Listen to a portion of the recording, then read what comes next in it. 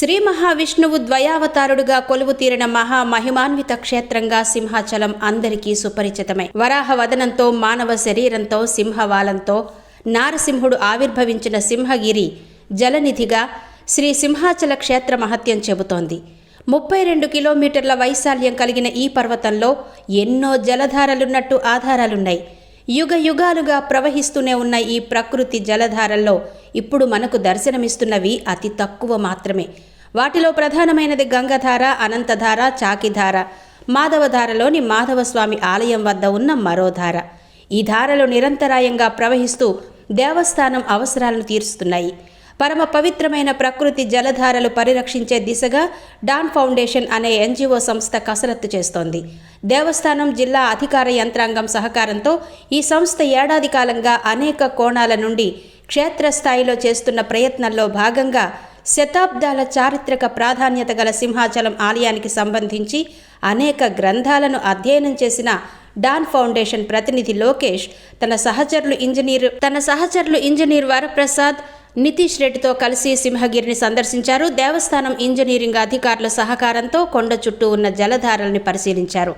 గంగధార, అనంతనాగధారల్లో నీటిలోని స్వచ్ఛతను తనిఖీ చేశారు. ఈ నీరు అత్యంత స్వచ్ఛమైనదని చెప్పారు. ధారల వేగాన్ని కూడా పరీక్షించారు. గంగధార నుండి ఒక క్షణానికి లీటర్ నీరు వస్తున్నట్టు ప్రతినిధులు లెక్క కట్టారు.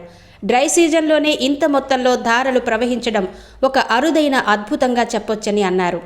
నిరంతరాయంగా ప్రవహిస్తున్న ఈ ధారలను స్పెర్నియల్ స్ప్రింగ్స్ అంటారని లోకేష్ చెప్పారు. ప్రజారోగ్యానికి అత్యంత క్షేమదాయకంగా జలధారలు ఉన్నాయని ఫౌండేషన్ ప్రతినిధి వెల్లడించారు. దేవాలయ నిర్మాణమే జలధారల ఆధారంగా జరిగిందన్న విషయం పుస్తకంలో ప్రస్తావించడం జరిగిందంటూ ఆయన సరికొత్త కోణాన్ని వెలుగులోకి తీసుకొచ్చారు. సాధారణంగా దేవాలయాలు తూర్పు అభిముఖంగా ఉంటాయని, అయితే సింహాచలం ఆలయం మాత్రం పశ్చిమాభిముఖంగా నిర్మించడానికి ఈ జలధారలే కారణమన్నారు. ధారలకు ఎటువంటి ఇబ్బంది కలగకూడదన్న ఉద్దేశంతోనే ఆలయ నిర్మాణం దిశ మార్చారని చెప్పారు. ఇక్కడ ఏనుగులు కూడా ఉండేవని, గంగధార నుండి నీటిని తీసుకువచ్చి స్వామివారికి అభిషేకం చేసే ప్రక్రియ నడిచేదని లోకేష్ అన్నారు. గంగధార నీటిని తాగితే అనేక రోగాలు నయమవుతాయన్న వాదన వాస్తవమే అన్నారు.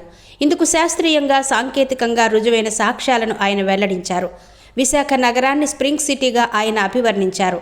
ప్రకృతి జలధారల ఆధారంగా అభివృద్ధి చెందిన నగరం దక్షిణ భారతదేశంలో విశాఖ ఒక్కటేనని ఆయన అభిప్రాయపడ్డారు. ఇందుకు నిదర్శనం ధారల పేరుతో ఉన్న సీతమ్మధార, మాధవధార ప్రాంతాలేనని ఆయన విశదీకరించారు. ఈ ధారల పరిరక్షణకు ప్రణాళికలు సిద్ధం చేస్తున్నామని అన్నారు. గడిచిన 10 ఏళ్లలో గంగధార ప్రవాహంలో మార్పు రాలేదని అన్నారు. జలధారల కాలువల నిర్వహణకు దేవస్థానం తీసుకుంటున్న చర్యలను డాన్ ఫౌండేషన్ ప్రతినిధులు అడిగి తెలుసుకున్నారు. అభివృద్ధి పనుల పేరుతో కొండపై యంత్రాలతో తవ్వకాలు చేయడం ప్రమాదమని హెచ్చరించారు. జలధారలకు సమీపంలో తవ్వకాలు, నిర్మాణాలు చేయకపోవడమే మంచిదని ఆయన సూచించారు.